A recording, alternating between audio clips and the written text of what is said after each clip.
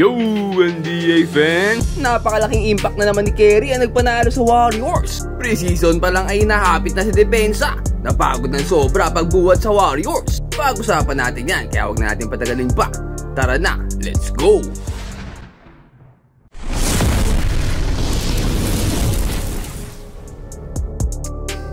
At ayun nga, first possession pa nga lang nila ay makikita na natin kung gaano kahalaga si Kerry sa laro. Dito nga itong si Jeremy Grant ang nagbabantay kay Steph. Pero siya rin kasi ang kailangan sumalo sa mga papasok sa ilalim. Pero dahil napakalaking threat nga ni Kerry, inabihitan siya lumapit dito. Dahil nga dyan inalibre ang ilalim at napakagandang cut itong si Will Richard para sa easy layup. Dito naman napakagandang play mula sa mga veterans. Dito pumesto si Horford sa kanan para sa screen. Pero fake lang pala to dahil sa kaliwa pala siya i-screen at hindi ina-expect ng defender yan. Kaya nakalusot si Kerry at nakahanap ng magandang shot sa tres. Sinalo pa ng malaking defender pero wala lang sa kanya yan. Ginawa pa nga sintakan. Talagang solid ang ball movement itong Warriors. Pero sa possession na to medyo nagbakaw nga ito si Kuminga. Open na open sana to si Will Richards sa tres pero hindi niya pinasa. Pero malapit na rin naman kasi sa ring kaya okay lang din at buti pumasok ang tira. Sa kabila niya no, maganda rin naman nilaro nitong Trailblazers at pumapalag din naman talaga sa Golden State. Halos digitan nga lang ang scoring dito sa first quarter, no? Magaling na rin naman kasi itong mga batang to. Partida wala pa si Damian Lillard niyan. Talagang continuously improving ang mga batang to, no? At dito nga sa possession na to ay kinawawa na ni Chinese Jokic. Si Podziemski, minama na. Walang nagawa si Podziemski. Nilabas na nga muna dito ng Warriors si Kerry. Medyo pinagpahinga muna, kanina pa nasa loob eh. Mas maayos naman nga ang performance ngayon ng second unit ng Warriors kumpara sa mga nakaraang laro. Dito nga ay napakagandang mga steals at pass break opportunity. Dalawang magkasunod na alley-oops pa para kay GP2. Pero talagang kapansin-pansin na kahinaan ang lineup na to sa ilalim. Medyo may kahinaan nga ang interior defense sa mga to. Kahit na nandiyan pa ang 7-footer na si Post ay hirap talaga sila sa ilalim. Kaya nga walang takot na pasukin sila nitong Trailblazers. At dito nga wala pang kabantay-bantay sa ilalim tong higante. Dahil nga dyan nakalamang tong Portland pagtapos ng first quarter. Hindi nga masaya ito si Steve Kerr nakasimangot. Samantalang ang Portland ay napakasaya, nagdedire-diretso nga sila dito. Panay pa rin ang pasok sa ilalim at hindi sila mapigil. Kahit wala si Lillard, andito naman ang champion na si Drew Holiday. Dating kakampi to ni Giannis sa Bucks. Solid pa rin talaga at ang ganda ng mga pasa. Ang ganda nga rin ng ikot ng bola dito ng Portland kaya nakakabitaw sila ng mga ganitong klaseng tres. Lalo pa nga lumulobo kalamangan nila. Para kasing nawawala sa laro tong mga to kapag wala si Kerry sa loob. Puro turnover pa nga. Hirap na hirap pa sila sa opensa. Dito na makita natin ang ganda naman ng ikot ng bola pero kasi walang kumukuha ng tira. Panay fake at walang confidence tumira. Dito nga si Podziemski pinilit na lang kaso nawalan. Para bang wala silang confidence na bumitaw kapag wala si Kerry sa loob ng court. Pero tingnan nyo naman to si Shadon Sharp ay napaka-easy lang ng tira niya. Walang kakaba-kaba. At ito another possession na naman na nahirapan talaga silang kumuha ng magandang tira eh. Wala man lang maka-open sa kanila. Hindi makahanap ng magandang pwesto kaya pinipilit na lang nila ang mga tira nila. Dito makikita natin na talagang hirap sila kapag wala si Kerry. Dito pinilit na nga lang ni Kuminga in another turnover na naman. Umabot na nga ng 15 kalamangan dito. Lumaki pa ng 18 sa end one play na to ni Shadon Sharp. Saglit pa lang nawala si Kerry pero lumubo na kalamangan ng 18. Grabe talaga. Kaya andito na si Kerry to the rescue. Pinasok na ulit. At pagkapasok pa nga lang niya ay kakaibang aura na agad ang pinakita nitong Warriors. Parang nag-ibang anyo kapag nasa loob si Kerry sa court. Tiyan mo si Kuminga napaka-aggressive sa opensa. Dito tinan nyo kung paano mag-react ang depensa kay Kerry.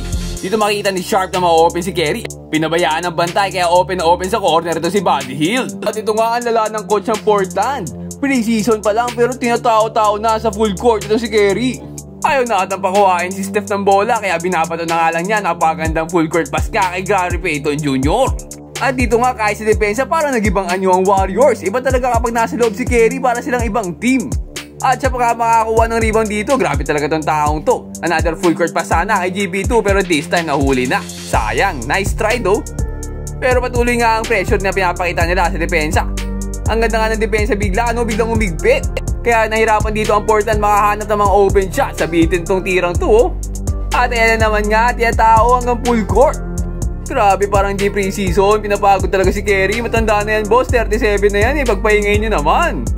Pero parang hindi rin napapagod yung dribble pa o nakapagod ng dribble drive. Sayang at nawalan. Medyo maalat din talaga si Kerry sa larong to. Buti lang doon si Post para sa putback play. Ito napagod ng play pa ibibigay nila kay Kerry, no? Dito dumiretso screen nga ito si GB2. Mayroon pang second screen mula kay Post para sa 3-point shot ni Steph. At talagang parang magnet to si Kerry eh, no? Tingnan mo naman dito, 4 na defender sa kanya nakatuon ng bantay. Kaya na-open si Will Richards sa 3. Grabe talagang open space ang binibigay ng presensya ni Kerry. Pero hindi lang yan dahil napakagandang effort din na pinakita niya dito sa depensa. Dive kung dive din para sa bola. At dito nga lumiliit na kalamangan ng Portland. From 18 points naging 8 point lead na lang, kaya ito si Drew Holiday todo bantay na kay Steph. Ayaw na nga siyang pakawalan, no, kaya dito naka-open na naman ang kakampi niya. Napakagandang fake pa mula kay Po, sabay ikot ng bola.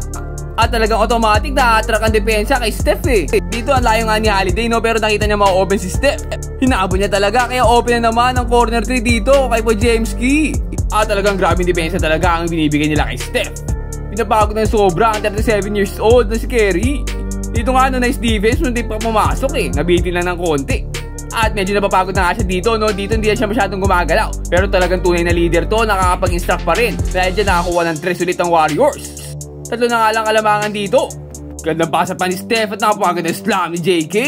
Nabalit pa nga nila kalamangan dito ng isa, no. Lumaki lang ulit ang 5 bago matapos ang second quarter. At dito nga sa third quarter talagang inaasawa na si Steph. Ayaw na siyang pakawalan. Tingnan mo naman, dikit na sa kanya yung bantay eh. Pero syempre magagawan pa rin yan ng paraan yan. Dito nga umikot na sila baso para makakuha lang ng open na shot. At syempre papasok yan. Kaso dito nabigyan pa siya ng double team at makagawan nga siya. Makakuha tuloy ng fast break opportunity dito ang Portland. Sinubukan naman nilang pigilin to, no, pero talagang masyadong malaki ito si Klingan. Hindi na sila nakapalag sa rebound eh. Kumansin-pansin nga dito na naglalakad na si Steph at lantutay na. At dahil nga sa mahigpit na depensa na pinapakita nila kay Steph, ay medyo lumaki ulit kalamangan dito. Sa 3-pointer na to ay lumaki ulit ang lamang nila ng 10. Pero hindi rin niya magtatagal dahil ito na ulit ang Warriors.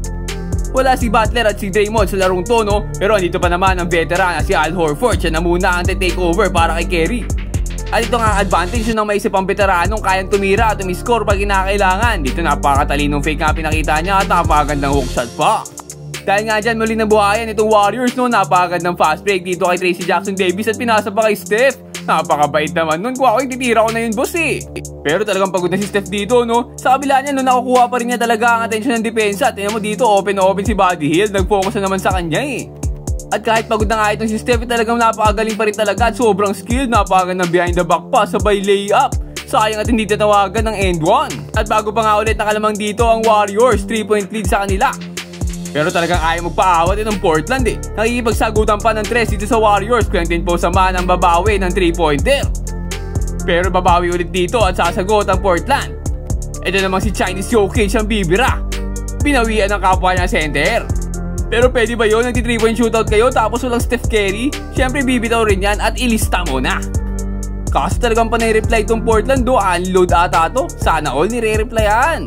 Sa kabila niya, no, medyo nakausad naman nga dito ang Golden State at ilabas na nga muna si Steph para makapagpahinga. Nakuha naman na nga ng Warriors dito ang momentum at bago pa matapos ang third quarter, isang buzzer beater pa mula kay GP2. Pinaboarding eh.